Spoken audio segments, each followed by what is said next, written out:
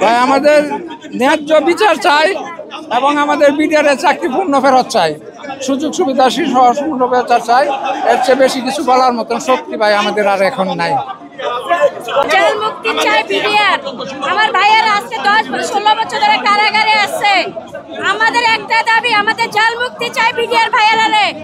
এমনকি আমাদের বিডিআর ভাই, আমাদের ভাইয়েরা আছে বিডিআর চাকরি ফেরত চাই। আমার মাকে মারে ফেলছে, আমার মায়ের লাশ চাই। আমার বাবা কারাগারে মৃত্যুবরণ করেছে, আমার বাবার ক্ষতিপূরণ চাই। আমাদের একটাই দাবি, আমার মাকে আমি কখনো দেখি নাই। আমার মা মারে ফেলছে, আমার মাকে গুলি করে মারা হয়েছে। আমার মা কোনো দোষ করে নাই। আমার মাকে কেন মারা হয়েছে? আমার মা একজন মিডিয়াম, আমার মা একটা সিএমসি হসপিটালের নার্স। আমার মাকে কেন মারা হয়েছে? আমার মাকে লাশ চাই। আমার ভাইয়ের 10 বছর ধরে কারাগারে, আজকে 10 বছর সাজা শেষ হয়ে গেছে। আমাদের মুক্তি চাই বিডিআর গুলা। বর্তমান গভর্নমেন্ট আমাদের কথা কোনো কর্ণপাত করতেছে না। আমাদের কোনো দাবি নাই, দাবি একটাই, আমাদের চাকরিতে পূর্ণ বহাল করতে হবে। আর যারা দোষী আছে তাদের আপনি যা খুশি তাই করেন, ফাঁসি দেন, জেল দেন, সেটা আমাদের দেখার বিষয় না। নির্দোষ যারা আছে তাদের ছেড়ে দেন। আর আমাদের যারা নির্দোষ আছি, আমরা ঢাকার বাইরে যারা আছি, আমাদেরকে চাকরিতে পূর্ণ বহাল করেন, আমাদের চাকরিতে পূর্ণ বহাল করেন। আমরা এটাই চাই, আর কিছু চাই না।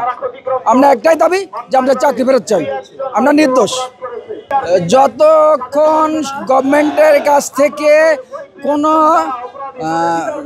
সুসংবাদ না আসবে ততক্ষণ, যদি 1 বছরও থাকা লাগে 1 বছর এখানে থাকবো, মৃত্যুর আগ পর্যন্ত আমরা এখানে থাকবো। মৃত্যুর নেয়াত করে এখানে আসছি, বলছি বাড়ি থেকে বলছি আমার কাপড় প্রয়োজন নাই, এই ইউনিফর্মে আমার যেন কবরে দাফন করা হয়, আমার কোনো কাপড় দরকার নেই। আমি আমার কোনো জানাজা দেবে এই কাপড়ে গোসল করানোর দরকার নাই। আমি শহীদের মৃত্যুবরণ করব যতদিন চাকরিতে পূর্ণবল না হব। আমাদের সঠিক সদস্য কতজন আছে এটা জানি না, বাট 800-র অধিক আছে আমার যতটুকু যা জানি, 800-র অধিক। এটা তৎকালীন সেনা অফিসাররা রিমান্ডের নামে নির্যাতন করছে, করার পরে ধুকে আজ মারা যাচ্ছে তারা।